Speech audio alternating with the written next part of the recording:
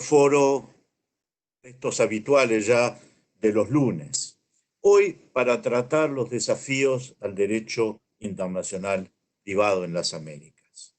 Desde sus orígenes, el sistema interamericano dio la mayor importancia al desarrollo de un derecho internacional privado común a la región. Los intentos de codificación general primero, las numerosas convenciones sobre múltiples aspectos de las relaciones privadas en el marco de las conferencias especializadas, la CIDIP, luego, leyes modelos más recientemente, junto con el pasaje de un derecho que fue en sus orígenes un derecho latinoamericano hacia un verdadero derecho interamericano. Si ustedes piensan, en sus orígenes el sistema tenía 20 países de derecho civil y un país de common law. Hoy el sistema interamericano tiene 20 países de derecho civil, pero tiene 15 países de common law. Hoy esta pandemia expone al derecho internacional privado a múltiples desafíos. Y para hablarnos de ello, hemos reunido un grupo de especialistas del más alto nivel.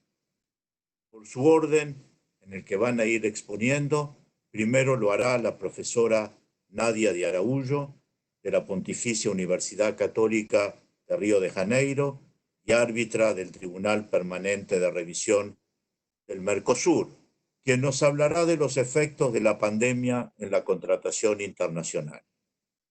Luego, el profesor Diego Fernández Arroyo, director de la Maestría en Derecho sobre Arbitraje Transnacional y Solución de Controversias de la Facultad de Derecho de la Escuela de Ciencias Políticas Sciences Po de París, quien nos expondrá sobre los efectos en el arbitraje comercial internacional.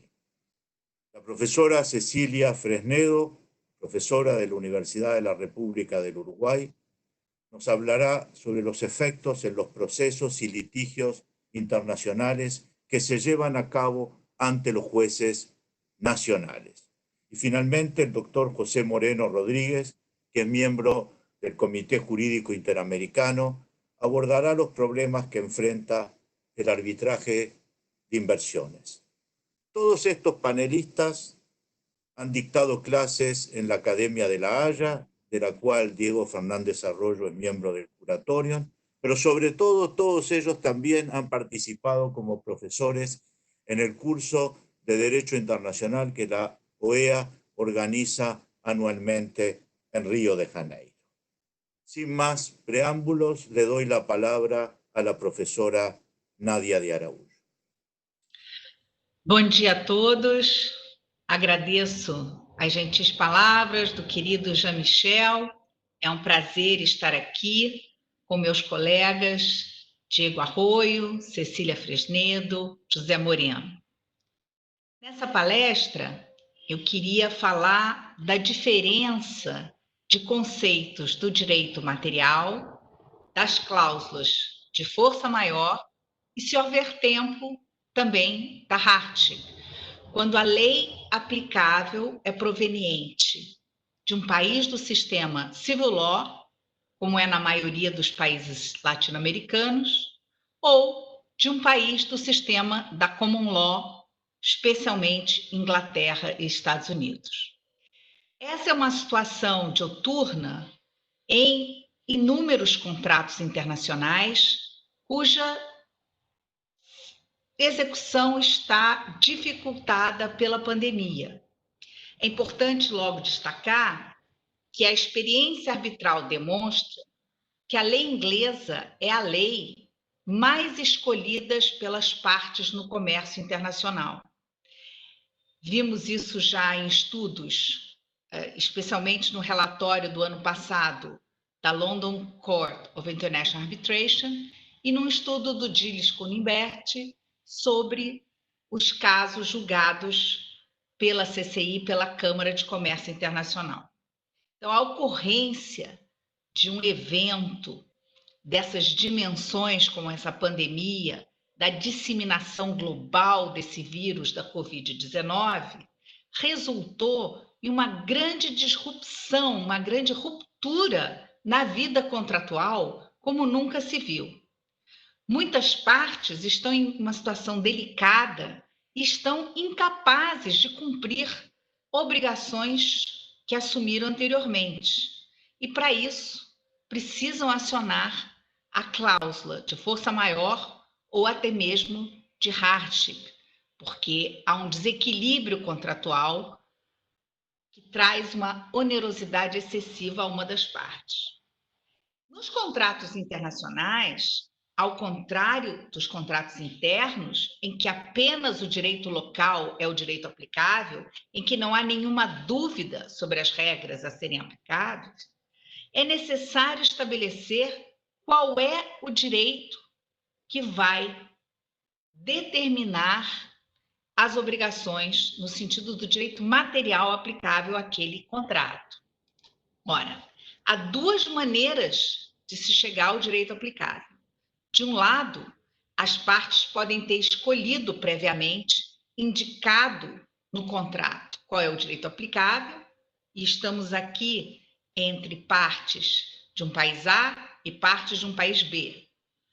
Ou, muitas vezes, não há escolha, não há uma cláusula definindo essa escolha e é preciso se recorrer às regras de conexão do local da discussão na via judicial ou os árbitros utilizarem o método, seja da sede, seja o que a gente chama de voie directa, via direta, que é permitido pelo regulamento de algumas câmaras.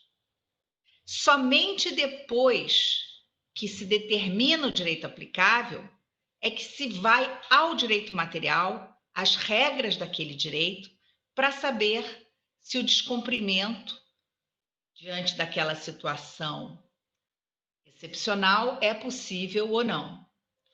Outra solução é se utilizar regras autônomas, usar a lex mercatória, e aí nós temos cláusulas modelo da CCI ou os princípios do NIDROIT como lei aplicável. Ele pode ser incluído no contrato, ele pode ser determinado pelas partes e aceito principalmente na arbitragem para definir os direitos das partes.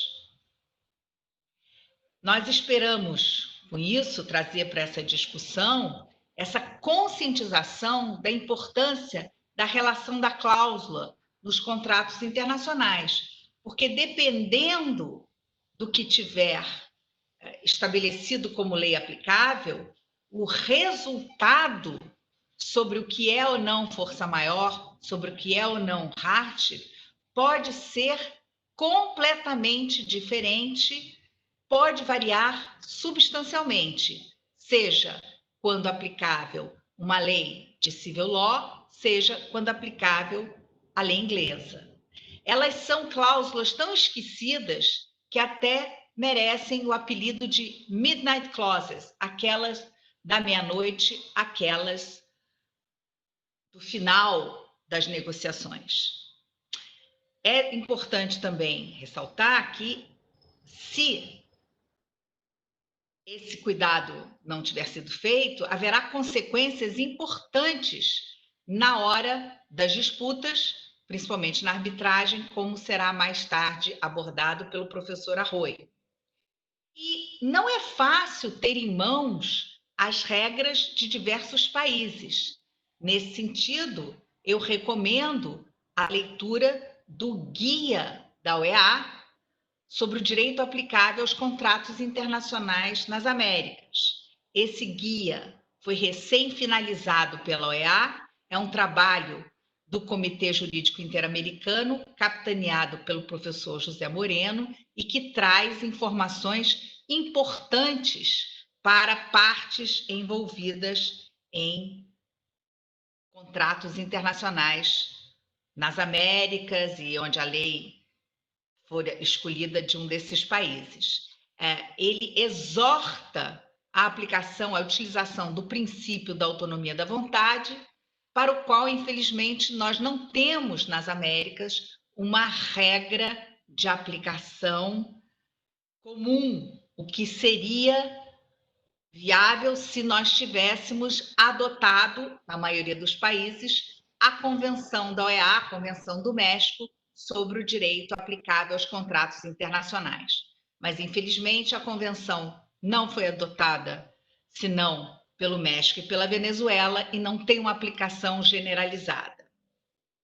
Mas esses princípios também, o guia também pode servir de base para mudanças legislativas, já que a situação na América Latina não é uniforme, e também para a utilização em tribunais arbitrais. Então, sem querer, claro, fazer uma generalização excessiva, e é uma generalização, e sem deixar de recomendar que se veja a lei de cada país envolvido, quando você sabe qual é o país, é possível dizer que nos contratos internacionais em que a lei aplicável é de um país da civil law, a ocorrência de um evento de força maior e que vai permitir a inexecução do contrato, daquela parte que está impossibilitado de fazê-lo por conta de eventos que fujam do seu controle, decorre da lei. E a sua aplicação será obrigatória de acordo com a lei interna. Isso é assim na França, na China, no Brasil, em vários países da América Latina, em que o Código Civil, a lei, define o que é força maior, quais são os eventos não atribuíveis às partes que permitem a utilização da cláusula e, portanto, a inexecução. Essa, em geral, é uma definição bastante ampla nessas leis. Já nos países da common law, especialmente na Inglaterra, o conceito de força maior não é definido pela lei. Assim, para a inexecução de um contrato em que a lei inglesa é aplicável por conta da ocorrência de um evento de força maior, depende-se exclusivamente daquilo que foi previsto nesse contrato e daquilo que está redigido na cláusula. A sua interpretação será, na maioria das vezes, bastante literal. Por essa razão, nos contratos em que a lei aplicável à lei inglesa, ou mesmo a lei de Nova York, é usual que a redação dessa cláusula seja mesmo excessivamente detalhada. Também se esclarecem outros pontos. Se o adimplemento é de todo impossível, porque muitas vezes não é a dificuldade com o inadimplemento, ele tem que ser impossível para ela ser acionada. No caso do direito inglês, essa interpretação será nos exatos termos daquilo que consta na cláusula. E pode haver também nessa cláusula uma série de obrigações para mitigar essas perdas, uma obrigação de uma comunicação de uma determinada maneira. Até nesse sentido, veja-se com a pandemia, as câmaras comerciais da China estão emitindo certificados de força maior justamente para facilitar a sua aplicação. Então, essa comparação com a lei inglesa, por que estamos comparando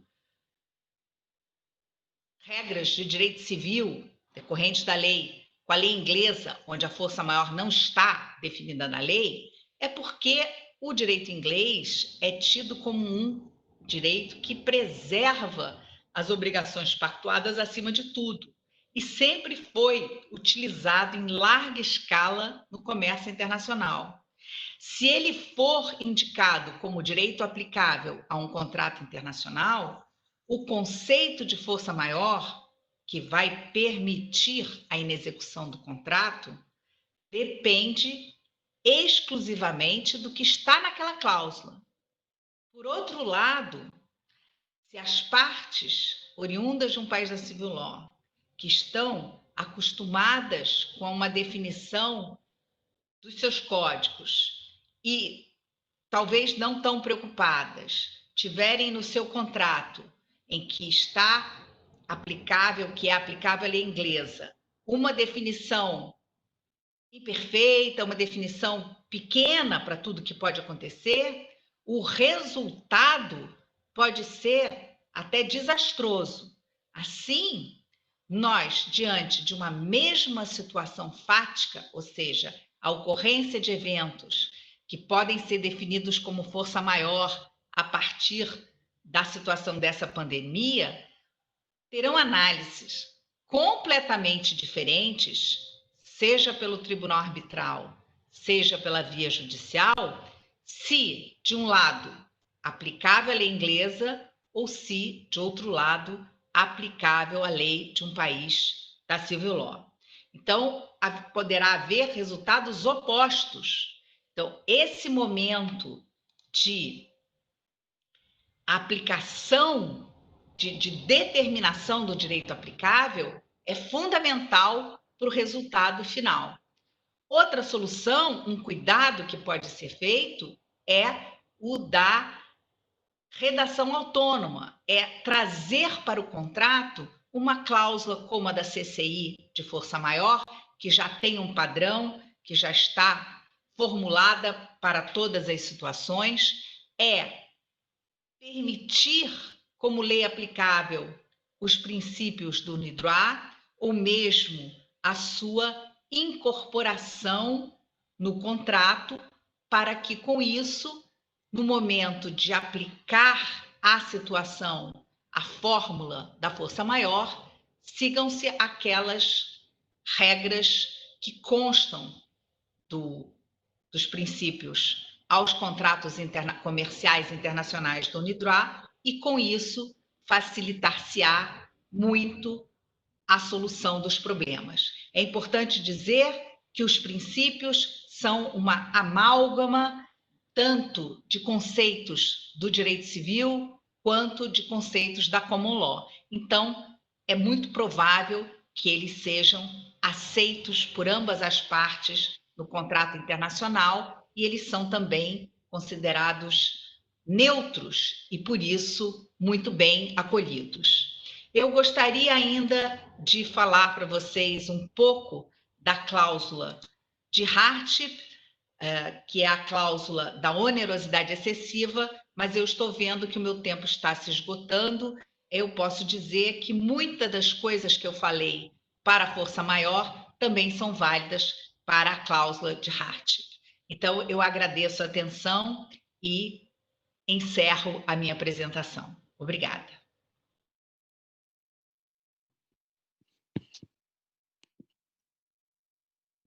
Muchas gracias. Me toca a mí ahora intervenir. Siempre es un gusto estar en la OEA, venir, y sobre todo cuando es para encontrarse con gente tan buena. Y así que agradezco mucho la invitación. Muchas gracias, Jean-Michel, y espero poder contribuir un poquito a esta discusión. Hablar de los efectos de la pandemia sobre el arbitraje comercial internacional, que es el tema que se me asignó, porque en realidad me parece que la pandemia, entre otros males que nos está trayendo, distraernos de lo que realmente está pasando, que es una evolución que empezó ya hace tiempo y que en estos momentos tal vez está perdiendo un poco de vista porque lo urgente siempre borra lo importante. Si acaso al final voy a hacer alguna referencia a cuestiones que se están haciendo, en cambio, más visibles en esas particulares circunstancias que estamos atravesando. Cuando hablo de la evolución que está experimentando el arbitraje comercial internacional, me voy a referir esencialmente a las que tienen que ver con el discurso acerca de la legitimidad del arbitraje comercial internacional y complementariamente a cierta evolución que está vinculada con ciertas exigencias planteadas por los usuarios del arbitraje, y ahí es donde tal vez entra esta dinámica actual y puede hacerse algún tipo de relación entre la dinámica actual y la evolución del arbitraje. Si me da tiempo, voy a mencionar también algunos puntos específicos que marcarán, a mi juicio, el futuro del arbitraje, es decir, la continuación o la continuidad de esta evolución. No es un secreto para nadie y seguramente para ninguno que esté escuchando esto, que el arbitraje cumple un rol importantísimo dentro del derecho internacional privado. No es casual que en un evento, en un seminario en la red, sería más o menos la traducción de webinar, de un seminario en la red sobre derecho internacional privado, el arbitraje ocupe el 50%. No es casual porque realmente el arbitraje se ha hecho fundamental, un poco eh, imposible evitar en muchos ámbitos materiales del derecho internacional privado. Muchas relaciones privadas internacionales, particularmente comerciales, hoy se someten al arbitraje y esto ha provocado la configuración de una suerte de jurisdicción arbitral exclusiva o cuasi exclusiva, al menos de hecho, dependiendo de las materias implicadas. Los ejemplos son muchísimos y tal vez ni hacen falta los ejemplos, pero siempre pensamos en el ámbito de los contratos comerciales, pero tomemos por ejemplo el deporte federado y ni hablar del deporte profesional y veremos que todo gira en torno del arbitraje. Los contratos de los deportistas, un contrato laboral en el marco de la organización de un torneo, un caso de doping, o las sanciones a un futbolista que entra con un poco de hambre, no solo de gloria, sino hambre en el sentido más concreto, a la cancha y se termina desayunando a un defensor del equipo contrario. Todo eso se termina dirimiendo frente a tribunales arbitrales. Es decir, es lo que hace que esta jurisdicción cuasi exclusiva que ocupa el arbitraje en vastos sectores materiales de las relaciones privadas internacionales sea muy difícil de ser tratado como era tratado el arbitraje al momento de dar inicio a lo que podríamos llamar la época moderna del arbitraje comercial internacional.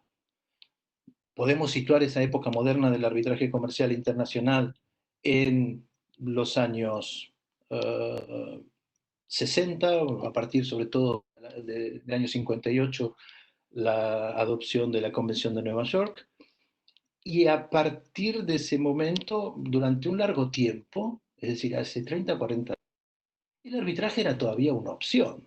Y en muchos casos podríamos decir una opción relativamente menor, cuantitativamente, y que estaba disponible para actores muy sofisticados. Eso no tiene nada que ver con la situación actual de un arbitraje casi masivo, donde el arbitraje es la regla en unos ámbitos, por ejemplo, en los contratos comerciales internacionales. En ese arbitraje, en ese inicio del arbitraje moderno, se decían muchas cosas del arbitraje, entre otras cosas se intentaba instalar el arbitraje y entonces se hablaba maravillas. El arbitraje era el único discurso respecto al arbitraje, era decir qué bonito, qué lindo y qué barato era el arbitraje, y siempre comparándolo con lo horrible, malo, negativo, etcétera, que era la justicia estatal. Ese discurso, que era un discurso un poco infantil, pero que se repetía por todos lados, no es lo que me interesa mencionar ahora, pero sí me quedo con dos elementos de ese discurso. Ese discurso tomaba como elementos indispensables del arbitraje la idea de dos ideas muy relacionadas entre sí. De un lado, la idea de que cada arbitraje es un mundo en sí mismo, el arbitraje es ad hoc, es descentralizado y por lo tanto no tiene nada que ver un arbitraje con otro. Y de hecho los árbitros, según ese discurso, no solamente no pueden, sino que no deben preocuparse de lo que pasa en otros ámbitos, en otros arbitrajes. Y la otra idea es la idea de la confidencialidad del arbitraje tomada como un elemento central, esencial, fundamental del arbitraje. Esos dos elementos, la idea del arbitraje aislado, ¿no? Cada arbitraje es un mundo, y la idea del arbitraje esencialmente confidencial, hacen un poco de ruido en la situación actual donde el arbitraje se ha convertido en un elemento central. Y eso tiene que ver, como digo, con un discurso que tiene mucho que ver con la legitimidad del arbitraje y, si se quiere, desde otra o de cierta perspectiva, con un discurso del arbitraje dentro de lo que es la idea de la gobernanza global. Es decir, tomando el arbitraje como un instrumento importantísimo de la gobernanza global, al menos en lo que se refiere al comercio internacional. Yo he dicho muchas veces y esto lo digo para protegerme de los que me estén escuchando y ya me lo han escuchado otras veces. Recuerdo, por ejemplo, unas clases en Buenos Aires en el año 2002 en el que hablábamos de esto, que hay tres vectores por los cuales se desarrolla esta concepción del arbitraje sobre la perspectiva de la legitimidad del arbitraje, que serían la transparencia, la coherencia y la responsabilidad. Los mismos tres vectores se aplican a otros ámbitos de discurso de gobernanza global con perspectiva jurídica, ni hablar en el arbitraje de inversiones, donde incluso fuera del ámbito jurídico se han desarrollado estos vectores, pero nos hemos olvidado un poco tal vez del arbitraje comercial internacional. O hay quienes no quieren comprenderlo desde el punto de vista del arbitraje comercial internacional. Y a mí me parece que son importantes y de hecho se están produciendo, se están desarrollando esas líneas de evolución sobre la base de estos vectores. La transparencia entendida como la idea de que el arbitraje debe romper la impresión de que se trata de algo secreto, oscuro, de algo solamente para iniciados, donde pasan cosas, si es secreto, raro, pasarán cosas raras, ¿no? Si es secreto, oscuro. Y que está vinculada íntimamente esa transparencia a la construcción de un arbitraje más inclusivo, donde puedan acceder al arbitraje otras categorías de personas y sobre todo mujeres y mujeres jóvenes. Es algo que a los que hacemos arbitraje nos da un poco de vergüenza por ahí cuando decimos que hacemos arbitraje, porque enseguida me imagino que nos ven una etiqueta en la frente de machista empedernido, cosa que por lo menos en mi caso no es el caso.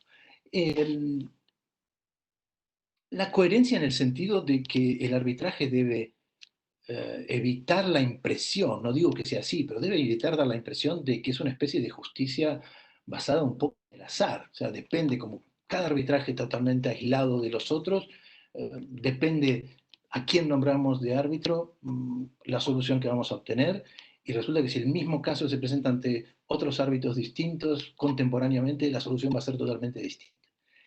Esto tal vez podía ser aceptable en una época diferente, como digo, cuando era una opción más o menos minoritaria, cuando el arbitraje es el ámbito en el cual se desarrollan amplios ámbitos del derecho y donde básicamente se interpretan algunos instrumentos, como la Convención de Viena sobre el compraventa de mercaderías o los principios universales, es mucho más difícil de aceptar esa idea, de no pensar en que cada árbitro tiene una responsabilidad de mirar o de saber, de formarse para saber cómo está evolucionando esa interpretación. Y en tercer lugar, como decía, la responsabilidad tiene que ver más tal vez riesgoso y controvertido, pero tiene que ver con que ya no es aceptable la idea de la inmunidad absoluta de los actores del arbitraje, sobre todo de los árbitros, pero también de las instituciones arbitrales, de las partes, de los representantes de las partes. Digo que es riesgoso porque se pueden cometer muchos abusos y hemos visto recientemente algunos abusos e injusticias sobre esta base, pero tenemos que saber que es inevitable esta evolución en el sentido de la pérdida de esa inmunidad y, en general, y a salvo de esos abusos, en general es una evolución que tendría que ser positiva. Fíjense, no voy a hablar de coherencia, no voy a dar más elementos de coherencia y responsabilidad, pero fíjense lo que pasa con la transparencia. Hace exactamente 5 años, en abril de 2015, me invitaron a hablar sobre transparencia en el arbitraje en Nueva York, pero ahí tenía mucho tiempo para hablar, tenía 1 hora, y con lo cual pude dar muchos detalles y tal, y en un momento, preguntando qué les parecía lo que estaba diciendo, una señora que dijo ser muy experimentada en arbitraje comercial internacional, eh, no muy contenta con lo que yo estaba diciendo, me dijo concretamente, dice, yo no sabía que venía a una conferencia sobre arbitraje socialista. Yo le dije que yo tampoco, así por lo menos trataba de aproximarme empáticamente con ella, eh, pero me imagino que la señora, que estará muy informada, porque me dijo que tenía mucha experiencia, pensará también que la Cámara de Comercio Internacional, y concretamente su Corte Internacional de Arbitraje, que es la institución de referencia, la institución, podemos decir, básica, más importante en el arbitraje comercial internacional, eh, es también una institución eminentemente socialista desde el punto de vista que desde el año 2017 estableció como regla la publicación sistemática, como digo, como regla, quiere decir que hay excepciones, como regla la publicación sistemática de los nombres de los árbitros nominados en los arbitrajes y quién lo nombró, etc. Y desde el año pasado se ha establecido como regla la publicación sistemática de los laudos arbitrales. Quiere decir que era lo que muchos planteábamos desde hace algunos años, la necesidad de que se haga eso. Bueno, ahora se hace. Quiere decir, la evolución ya está acá, no estamos hablando de una posible evolución, y eso se hace sobre la base, como dije antes, de esa cuasi exclusividad, de ese rol fundamental que cumple el arbitraje en la interpretación y en la evolución del derecho. Si ese rol es importante, los demás, es decir, los que no participan del ad hoc, es decir, la comunidad jurídica, la comunidad académica, la comunidad de los negocios, los estados, las instituciones internacionales, tienen el derecho de saber cómo se está interpretando el derecho. Mucha gente, bueno, no sé si mucha, pero algunos lo decíamos hace unos cuantos años, en 2016 lo dijo el presidente de la Corte de Inglaterra y Gales, lo dijo, le estamos dejando al arbitraje la evolución del common law, tenemos que hacer algo para saber, o le sacamos el arbitraje el common law a los árbitros, o tenemos que saber cómo están haciendo evolucionar o cómo están interpretando nuestras normas fundamentales. A mí me parece una cosa básica y es una evolución que no es para nada un ataque al arbitraje, sino todo lo contrario, un elemento de preservación de lo bueno que tiene el arbitraje. Además de esto, varias instituciones públicas y privadas hoy en día se encargan de dar todos los elementos posibles sobre los árbitros, en qué casos intervienen, con qué otros árbitros, quién los nombró, etc. Eso es muy fácilmente, o cada vez más fácilmente accesible hoy en día, y en buena medida que eso sea así, ese baño de transparencia en el ámbito del arbitraje.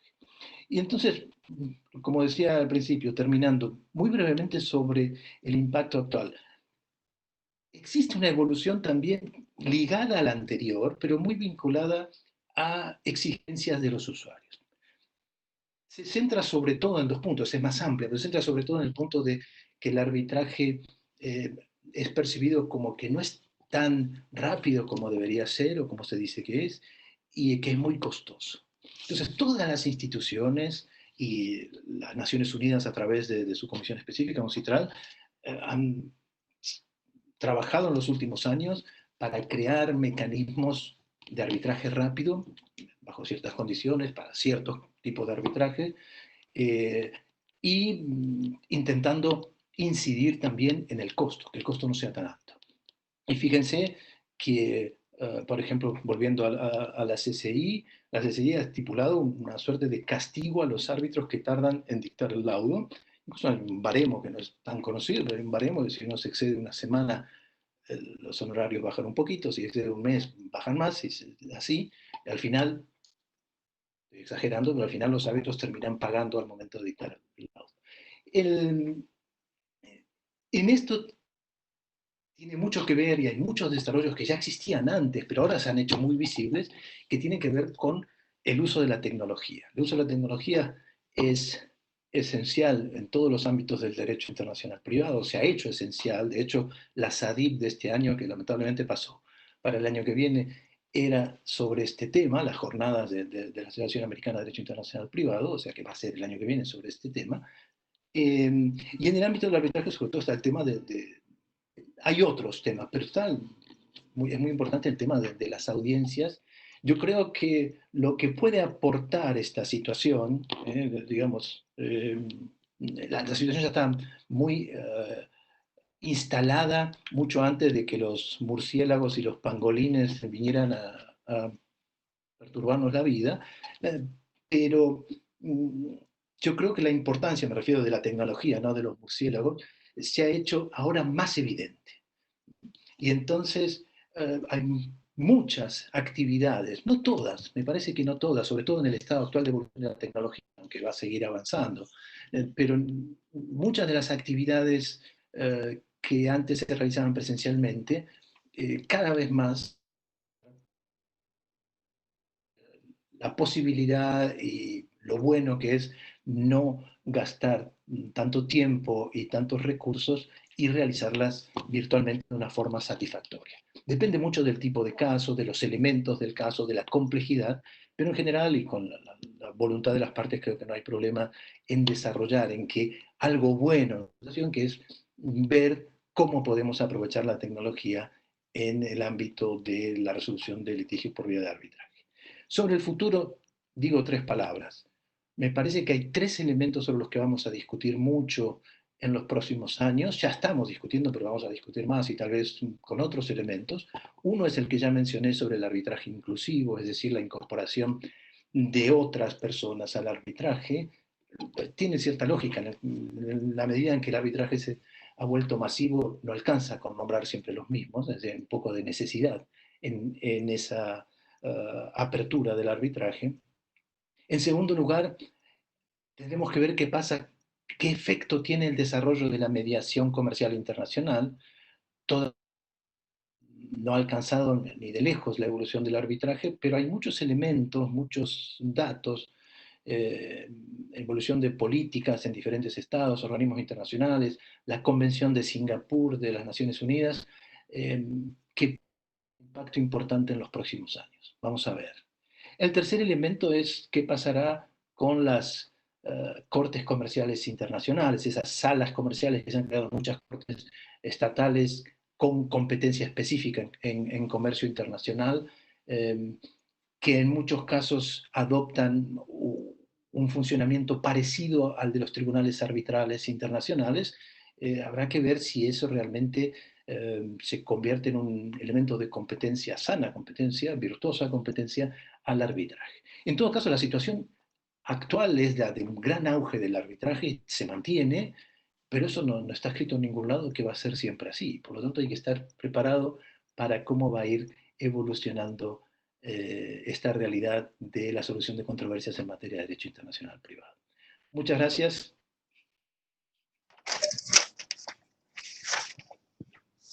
Bueno, muchas gracias. Primero que nada, quiero agradecer muy especialmente a Jean-Michel y a la OEA por la invitación, de la cual me siento muy honrada. Y es un placer además compartir este foro con 3 queridos amigos como son Nadia de Araujo, Diego Fernández Arroyo y José Moreno. Me vino bárbaro una de las últimas cosas que mencionó Diego, y es la tecnología, su importancia y su incidencia en los procedimientos arbitrales. Porque yo elegí hablar sobre qué enseñanzas nos dejará la virtualidad en estos tiempos de pandemia en materia de actuación procesal y cooperación jurisdiccional e internacional a nivel judicial y tribunales nacionales, como dijo Jean-Michel, porque ustedes saben que los casos de derecho internacional privado que no se plantean ante tribunales arbitrales, se plantean ante tribunales judiciales nacionales. Para bien o para mal, Diego, pero todavía quedan. Entonces, ¿por qué a los judiciales? Porque creo que en arbitraje, el lunes pasado participé de un webinar sobre arbitraje comercial internacional y andan volando con la tecnología y con la virtualidad, mucho más que a nivel judicial, lamentablemente, porque yo creo que a nivel judicial también podríamos andar volando y no estamos tan volando. No me quejo, Uruguay dentro de todo en la región funciona bastante bien, como les voy a comentar ahora. Entonces, centrándome en el tema, la pandemia y el confinamiento han obligado a potenciar la utilización de las herramientas tecnológicas para poder seguir actuando, y la única forma de seguir actuando ha sido hacerlo por las vías y por los mecanismos virtuales. Así se hizo en materia de arbitraje, según coincidían varios especialistas en este foro en el que participé el lunes pasado. Pero en materia judicial, la primera reacción fue parar las rotativas, se suspendió toda la actividad, y después poco a poco se ha ido volviendo con mucha precaución a abrir las puertas de los juzgados, por decirlo de alguna manera. Ahora, ya en todo lo que es la actuación procesal y en especial la cooperación jurisdiccional internacional, ya se venían utilizando herramientas tecnológicas y mecanismos virtuales desde hace bastante tiempo, pero siempre con reticencias por parte de muchos de los operadores, con algunas limitaciones legales y con soportes técnicos insuficientes. Tres problemas que yo creo que se deben superar. Ahora, la abrupta necesidad a la que nos hemos visto enfrentados de actuar en forma casi exclusivamente virtual, ha mostrado que se puede. Se puede en todos los ámbitos, no solo en el ámbito judicial, en el ámbito de la docencia universitaria, por ejemplo. No sé, yo estuve en Uruguay, estuvimos en la Universidad de la República, creo que una semana y arrancamos con la virtualidad y no hemos parado y seguimos funcionando lo más bien. Entonces, ¿cuál es la conclusión? La conclusión es que se puede incorporar cada vez más la tecnología, que la tecnología y la virtualidad llegaron para quedarse y para seguir creciendo. No quiere decir sustituir la presencialidad, obviamente. En el foro el lunes pasado también se habló, varios árbitros con mucha experiencia decían que igual preferían la presencialidad. Yo no digo sustituir la presencialidad, por supuesto. Digo encontrar el justo equilibrio y no despreciar, el día que pase la pandemia, si es que algún día nos liberamos de ella, no sustituir, por supuesto, la presencialidad, sí utilizarla en todo aquello que es mucho, en que puede agilizar y mejorar los antiguos procedimientos burocráticos, formales, y todo en formato papel. Entonces, esto que yo voy a decir es una visión optimista. Creo que la pandemia abre una oportunidad de mejorar y aumentar el uso de la tecnología en materia procesal y de cooperación jurisdiccional internacional. Ya les digo que no voy a reiterar en materia de arbitraje, creo que en el ámbito del arbitraje esto es mucho más fácil, hay más libertad y hay menos trabas. El problema es cómo hacerlo a nivel judicial. que sigue existiendo y sigue funcionando mejor o peor según los países, pero sigue existiendo. Entonces, la pregunta que yo me formulo y que les transmito a ustedes es, el marco normativo existente, tanto de hard law, como son, por ejemplo, las convenciones interamericanas en el ámbito de la OEA, y el soft law existente. Por ejemplo, los principios trans-use o el protocolo iberoamericano de cooperación judicial internacional. ¿Son suficientes o hay que ajustarlos, complementarlos, desarrollarlos? Yo creo que nos permiten actuar, nos permiten, ahora voy a fundamentar por qué. Pero todo es mejorable y yo creo que hay que seguir trabajando en el desarrollo de esas herramientas que permitan sacar mayor provecho de las maravillosas posibilidades que nos brinda la tecnología hoy y que cada vez es mejor. Creo que este uso masivo y generalizado de muchas herramientas tecnológicas hizo que algunas de ellas colapsaran o por lo menos no funcionaran tan bien como deberían. Pero bueno, eso es trabajo para los ingenieros, no para los abogados, ¿no? Creo que los abogados somos los que les tenemos que exigir a los ingenieros que ese soporte técnico funcione mejor de lo que funciona hoy. La realidad es que en materia procesal, tanto de procedimiento arbitral como de procedimiento judicial, muchas de las acciones se pueden realizar por vía virtual.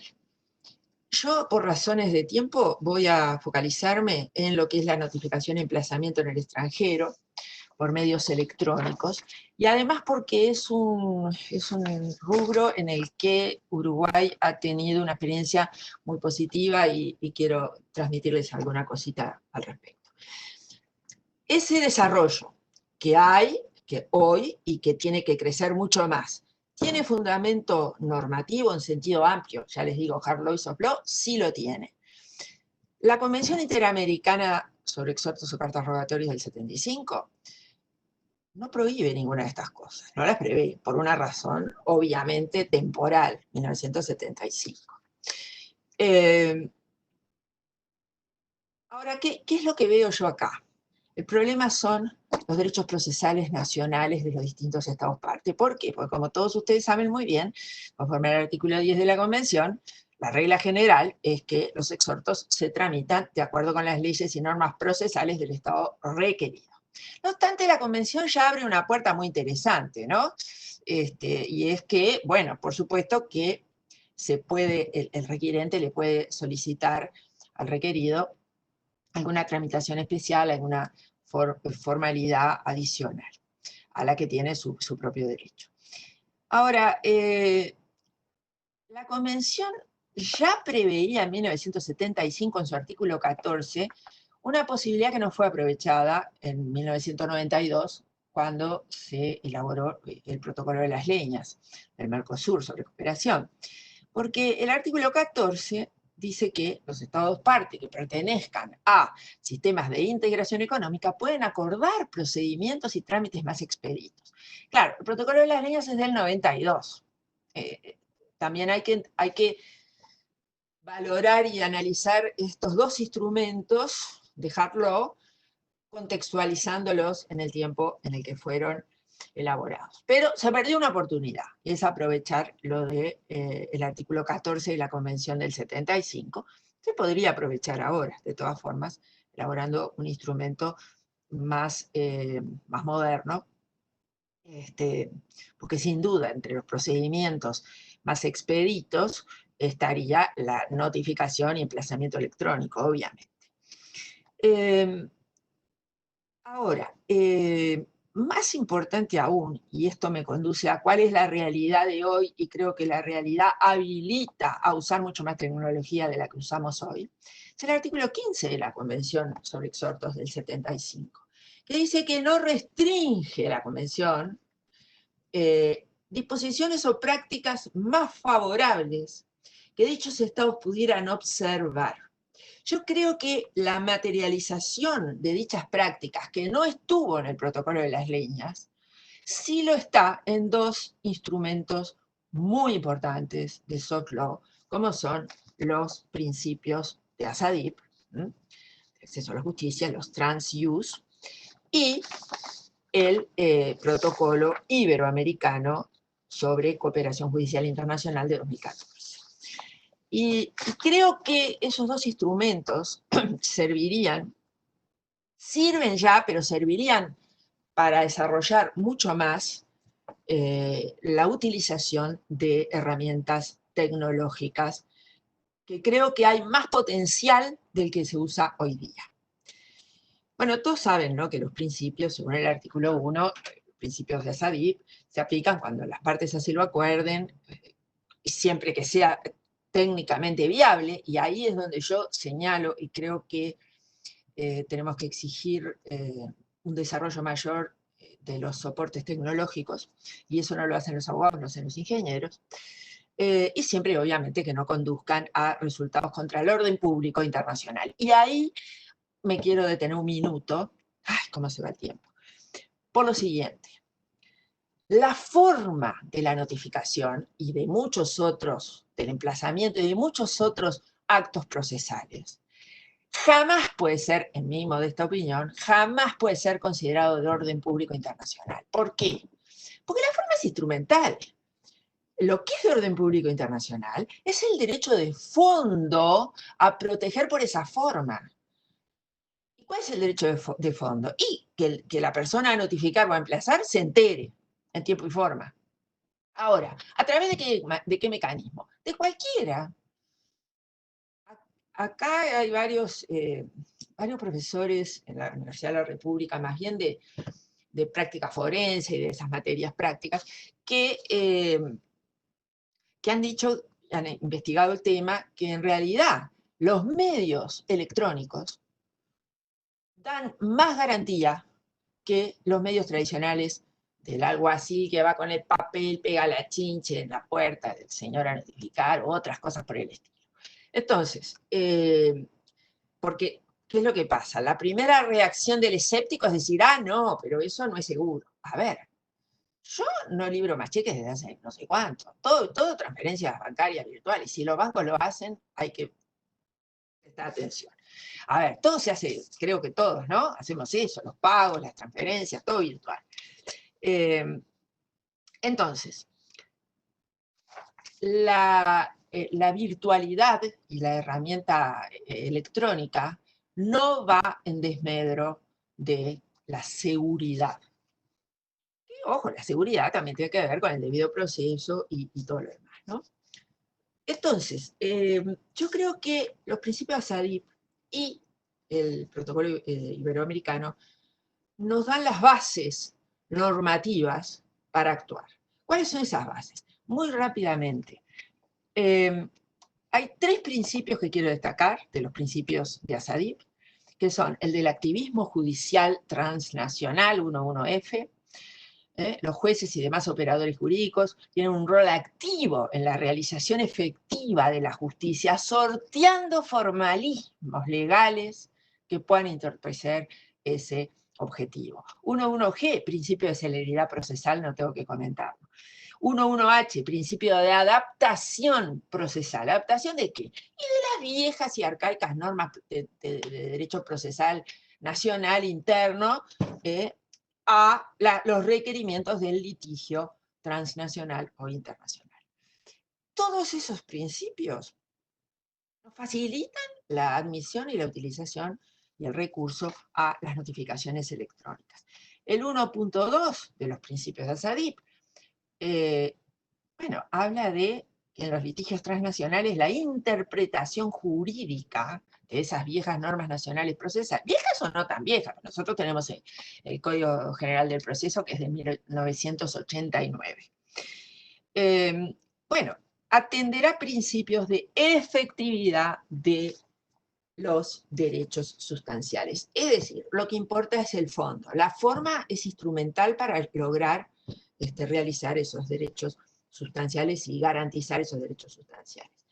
Y otra cuestión muy importante de los principios de ASADIP, el artículo 4.5, cuando habla que las autoridades del Estado requerido aplicarán e interpretarán las normas de manera especialmente flexible, minimizando las relaciones, la relevancia, perdón, de los formalismos. Creo que no es necesario comentar más nada porque los textos de estos artículos de los principios de ASADIP están clarísimos. ¿Es posible o deseable entonces la notificación y el emplazamiento electrónico? Sí, por supuesto que sí, tanto a nivel interno como a nivel internacional, obviamente. Y como dije hace un momento, la preocupación por la seguridad jurídica creo que es evidente y lo dice además expresamente el artículo 4.7 de los principios de ASADIP, y es que siempre que garantice la seguridad de las comunicaciones, los jueces y demás operadores procurarán favorecer el uso de las nuevas tecnologías de información y comunicación, etcétera, etcétera. Ahora, yo lo que creo es que esa seguridad la dan los técnicos informáticos, no los abogados. Los sustantivos, la demanda, los documentos anexos que se notifican, toda esa cosa, eso sí corresponde a los abogados y se mantiene igualito. Lo que cambia es el medio de comunicación, de acceso y demás. Y eso lo tiene que garantizar el equipo técnico. Entonces, en suma, debe priorizarse el objetivo último, que la persona se entere. O sea, que se cumpla el objetivo de la notificación o de cualquier otra acción. Ello no conlleva, por supuesto, descuidar la seguridad. En materia de, yo dije que me iba a centrar en notificación y emplazamiento, pero en las audiencias, por ejemplo. Una buena tecnología. El otro día en el foro del lunes había un árbitro que decía, bueno, pero no es lo mismo la audiencia virtual que la audiencia presencial, porque yo veo las reacciones, la cara, los ojos, y yo qué sé, pero una buena tecnología nos permite, por vía virtual, como esta que estamos teniendo, ver clarito la cara de la persona, los ojos, la mirada y qué sé yo qué cosa más. Eso depende de la tecnología. O sea que todo es relativo. Audiencia de testigos, audiencia de peritos también. Bueno, ahora, yo lo que veo es que hay que avanzar a nivel interno. Porque si no, cuando vamos a la ley del Estado requerido, resulta que la ley del Estado requerido no tiene los medios tecnológicos, no tiene la voluntad, no tiene nada, y entonces no se aplican todas estas cuestiones. Solamente había ejemplo, quiero mencionar que Uruguay en el año 2007 aprobó la ley 18.237 sobre notificación electrónica. Y toda la reglamentación de esa ley, por ejemplo, la acordada de la Suprema Corte de Justicia número 7.644, define lo que es domicilio electrónico judicial con todas las garantías de seguridad habidas y por haber, funciona dentro del servidor del Poder Judicial y viene funcionando desde hace 13 años, 12 años, porque es de diciembre del 2007, de manera impecable, no hay ningún problema. Por supuesto que esto se aplica a partir de la primera comparecencia procesal de cada parte, porque la parte está obligada a constituir el domicilio electrónico, ¿verdad? Se me está acabando el tiempo. El protocolo iberoamericano, yo pensaba mencionar algunas cosas, pero no me da el tiempo. Se aprobó en el 2014 en Chile. Bueno, tiene una cantidad de instrumentos, de mecanismos para mejorar los tiempos, superar los excesivos formalismos. La guía práctica también para la tramitación de los exhortos civiles tiene una cantidad de cuestiones al respecto. Entonces, para concluir, yo lo que diría sería, primero, las notificaciones electrónicas no están prohibidas, ni por la Convención Interamericana de Exhortos, ni por el Protocolo de las Leyes, simplemente no las prevén. La Convención Interamericana habilita las prácticas más favorables, que están, como les dije, en los principios de ASADIP y en el Protocolo Iberoamericano. La celeridad que se pretende, celeridad y eficiencia que se pretende, es sin desmedro de la seguridad. Al contrario, hay estudios técnicos que demuestran que las notificaciones electrónicas son más seguras que las tradicionales. El avance tecnológico es imparable y creo que es para mejor y creo que hay que potenciarlo sin sustituir la presencialidad. Y en cuanto a la normativa de hard law y de soft law, creo que hoy día es suficiente para actuar, pero que sin ningún lugar a dudas es mejorable y debemos abocarnos a desarrollarla. Muchas gracias.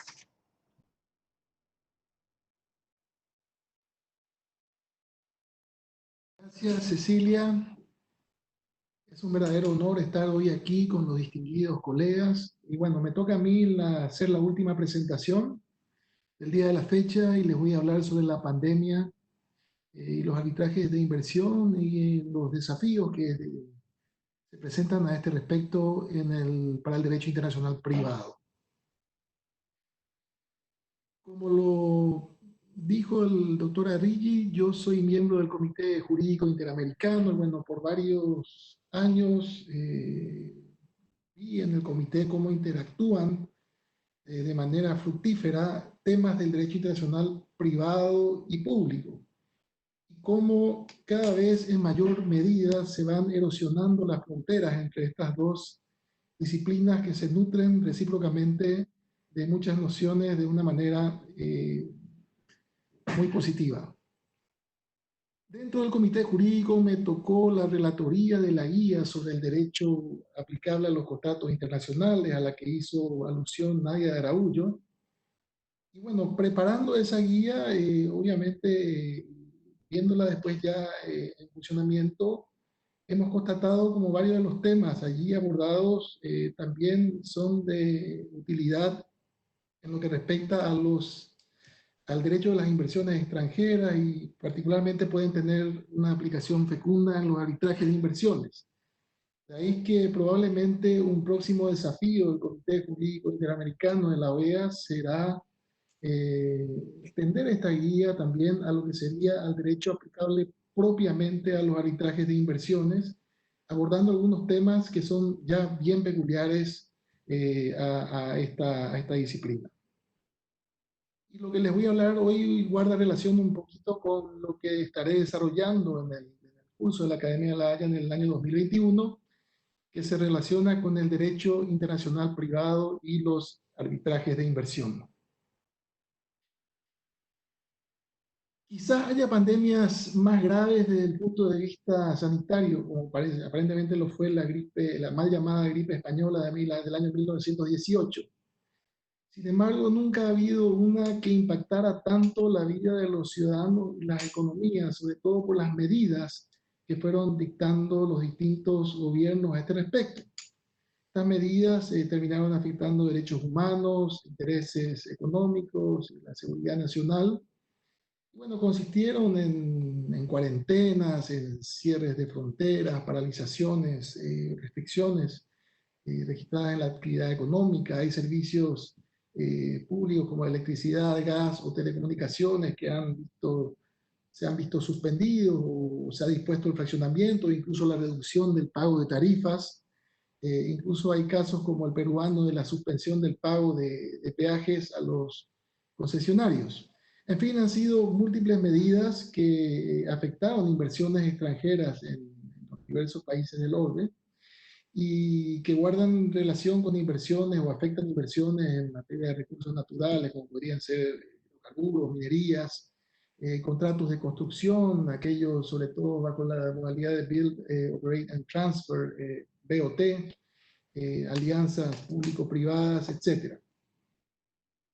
Y a este respecto, entonces, estos contratos que se vieron afectados por las medidas, finalmente pueden derivar y se augura que estarán derivando numerosos reclamos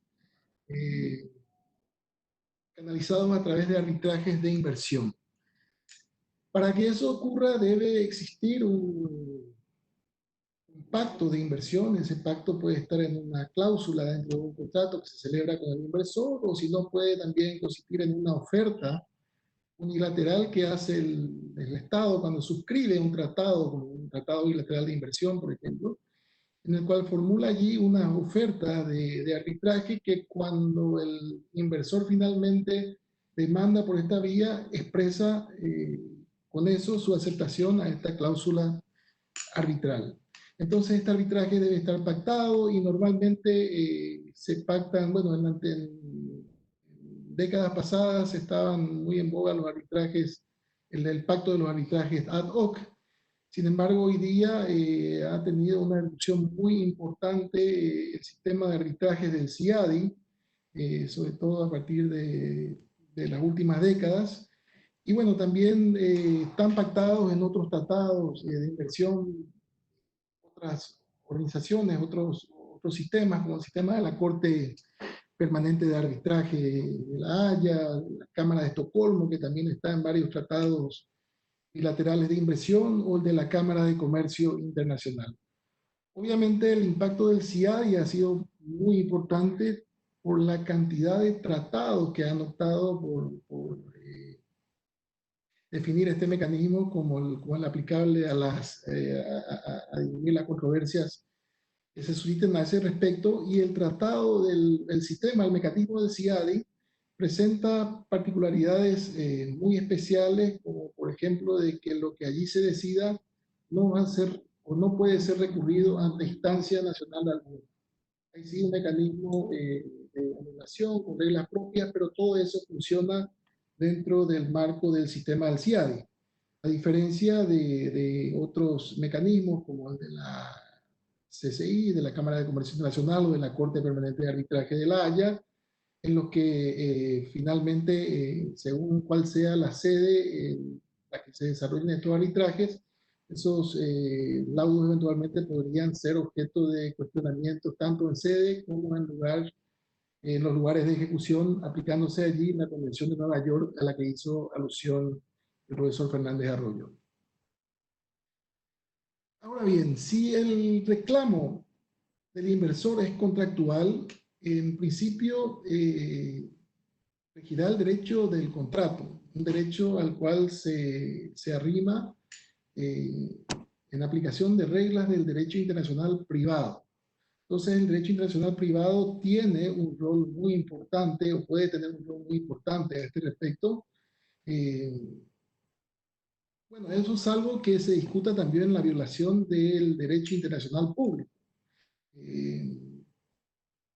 Esto ha quedado aclarado a partir del famoso caso Vivendi del año 2002, un caso emblemático que dice que en principio el inversor no debería o no podría accionar los mecanismos del derecho internacional público para hacer sus reclamos en materia de inversiones. En principio hay que ir al derecho del contrato. Y bueno, yendo al derecho del contrato, hay un amplio espectro de cuestiones contractuales que se relacionan a afectaciones al inversor, que van desde obligaciones sustantivas hasta defensas o daños que puedan reclamarse a este respecto. Y allí es que pueden tener, probablemente tendrán virtualidad, debates muy fecundos con respecto a la fuerza mayor y la imprevisión, particularmente por estas situaciones de pandemia, situación que ha sido ya muy bien descrita y abordada por la profesora Araújo.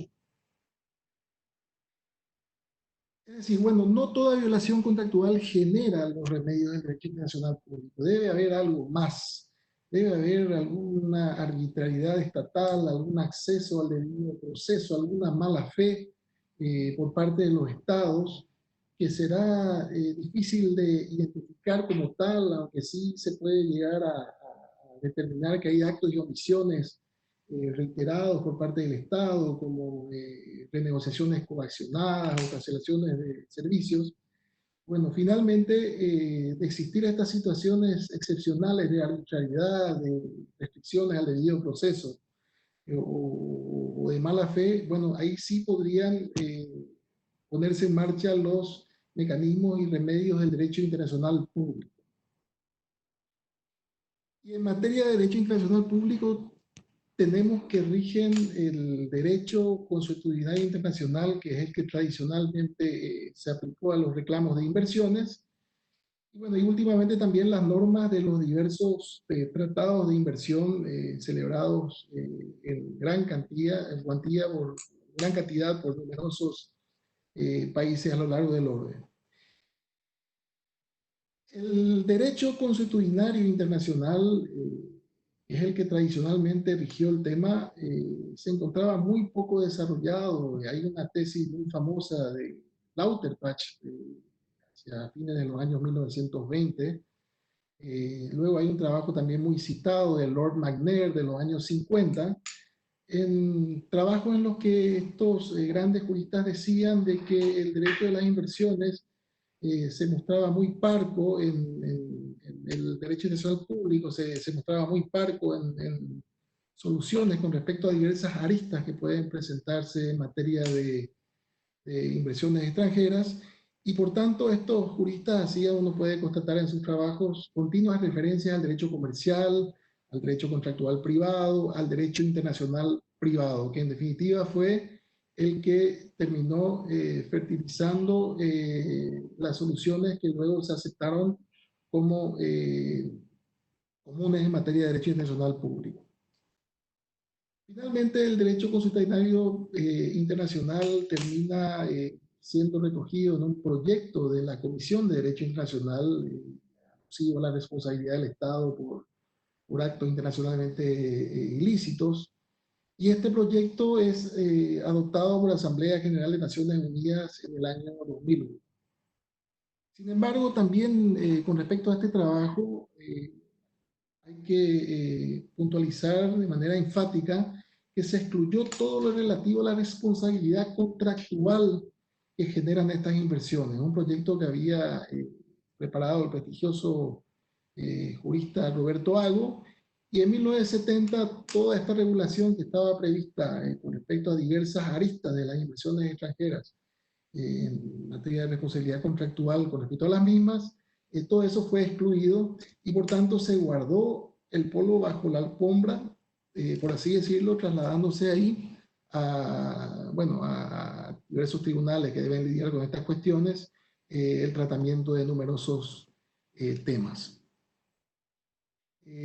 Con respecto a los tratados de inversión, hay que decir que regulan diversas cuestiones también de las inversiones extranjeras. Sin embargo, estos tratados se limitan a tener estándares que son vagos, amplios y hasta imprecisos, si se quiere, estándares que se guardan relación con el trato nacional, con la nación más favorecida, con la protección y seguridad plenas, con el trato justo y equitativo. Y ahí, bueno, surge la pregunta de cómo uno llena de contenido estos estándares tan amplios. Por ejemplo, el del trato justo y equitativo. Y ahí uno puede ver debates reflejados en diversos laudos arbitrales de que lo que se protege en materia de trato justo y equitativo son las legítimas expectativas de las partes. Ahora, nuevamente, para llegar a las legítimas expectativas de las partes hay que analizar la relación contractual, analizar la distribución de riesgos que se ha hecho en esa relación contractual, y nuevamente allí el derecho privado, el derecho internacional privado pueden llegar a tener un rol sumamente importante si los temas relacionados a los mismos son adecuadamente manejados. Esta es una cuestión que lamentablemente no ha sido bien abordada en numerosos laudos, quizás porque las partes o mismo los árbitros no se han percatado del enorme potencial que tiene el derecho internacional privado para